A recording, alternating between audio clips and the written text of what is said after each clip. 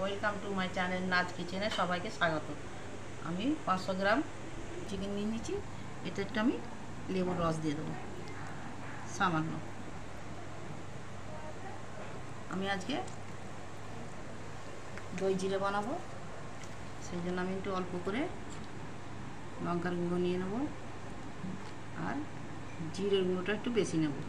এটা জিরের গুঁড়ো, আর একটু ধনের গুঁড়ো দিয়ে দেবো, আর দিয়ে দেবো স্বাদ অনুযায়ী লবণ। আদা রসুন কাঁচা লঙ্কা আমি একসঙ্গে বেটে নিয়েছি।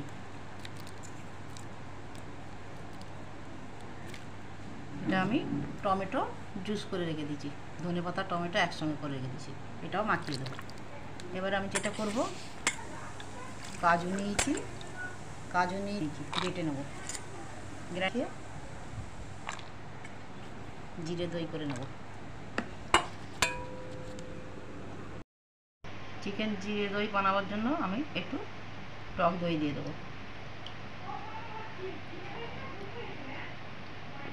এবারে ভালো করে মাখিয়ে নেব চিকেন জিরে দই। খুব টেস্ট হয় বন্ধুরা, আপনারা বাড়িতে নিশ্চয়ই বানিয়ে খাবেন। আর নাজ কিচেনকে শেয়ার করবেন, লাইক করবেন, ফলো করবেন, কমেন্টস করবেন। আবার ফেসবুক থেকে বলেই দিয়েছে যে অন্যকে কমেন্ট করো, লাইক করো, তুমিও তাদেরকে লাইক করো, কমেন্টস করো। ঢাকা দিয়ে দেবো আধা ঘন্টার জন্য। প্রথমে সাদা তেল দিয়ে দেবো 3-4টে, আমি একটু ঘি দিয়ে দেবো,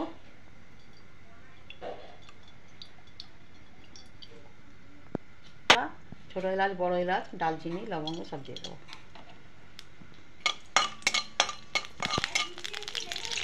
ম্যারিনেট করা মাংসটা আমি দিয়ে দেবো। তেজপাতা দিয়ে দেবো, আর এটা ধুয়ে একটু জল দিয়ে দেবো, মশলা লেগে আছে। ঢাকনাটা খুলে দেখে নেবো,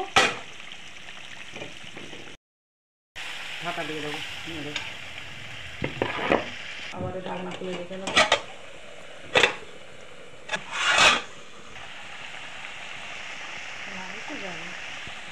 ব্যালেন্স করার জন্য একটু চিনি দিয়ে দেবো, কোনটা বেটে রেখেছিল দিয়ে দেবো।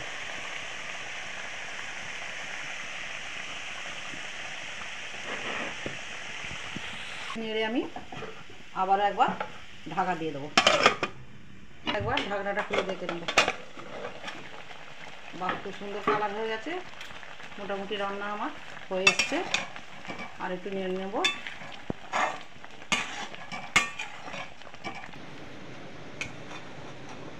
হয়ে গেছে আমি নামিয়ে নিয়েছি।